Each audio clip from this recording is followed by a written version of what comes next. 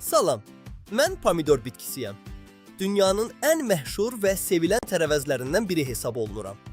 Məndən salatlarda, yeməklərdə, sous və ketçup hazırlanmasında geniş istifadə edilir. Mən həm dadlı, həm də çox faydalıyam. Tərkibim vitamin C, likopin və antioksidantlarla zəngindir. Sağlamlığınız üçün əvəz edilməzəm.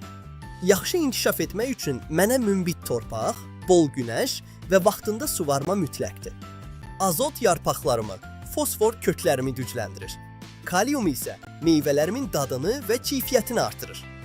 Kalsium və bor kimi elementlər çatışmadıqda meyvələrimdə çatlamalar və məhsul itkisi yarana bilər.